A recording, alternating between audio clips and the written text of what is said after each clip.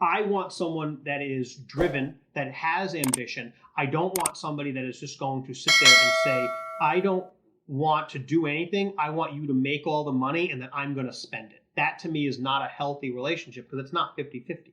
It needs to be, you need to both put something into the relationship. Now, do you think any relationship is 50-50 though? I think there are some. I think there are some because you do see people that recognize this comes off, they recognize their role. And I don't mean it that everyone has a specific role, but they recognize their role in individual situations. Well, everyone plays a part in different relationships. Right. Yeah, I get that. Yeah. I don't, because there are relationships that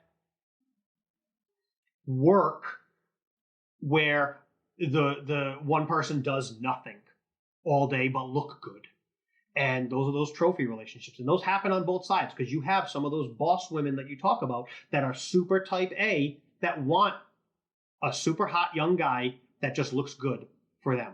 And listen, if that's what they both want, then good for them. Then good for them. And that's what I don't. I need someone that I can have, like I said, I can have that deep conversation with that understands loyalty. Because my problem is if I'm with someone that only looks for a superficial aspect, whether it be appearance or financially, I know how I am. I'm going to be incredibly paranoid that they're always looking for something better. And you said you found that.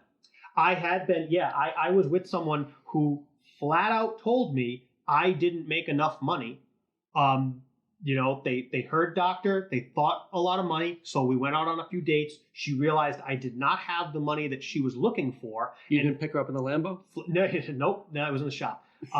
And flat out said, listen, my last boyfriend made $300,000+ a year. I'm looking for FU money. I want someone that is in the 7 figures all the time, that I can have this wonderful life. I don't care what he looks like. I don't care how old he is. That's what I want. Well, I mean, I respected that because at least she was honest. It only cost me 3 dates and by the way, wouldn't eat at certain restaurants if they weren't high end enough. I mean, that was my first clue. I was like, this is not normal. And I respect that at least she knew what she wanted. And listen, I know her. I know that she got what she wanted.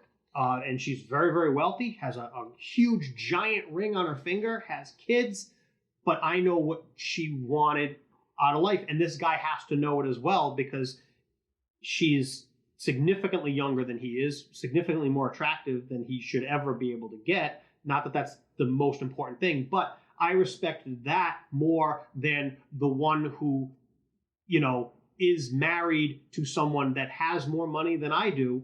But I know from conversations, she really wasn't that interested, but she pretends that she is. And he has no idea that if he didn't have the money he had, she probably would have left a long time ago. That I don't respect. And unfortunately, that happens a lot more often. And being a doctor, like on these dating apps and stuff like that, I have seen it time and time again, where the second they find that out, I see their interest level spike. Then when they ask me, what specialty am I in? Or they start saying, oh, where have you traveled? What have you done? What have you done? And they start to get the notion that I'm not super wealthy.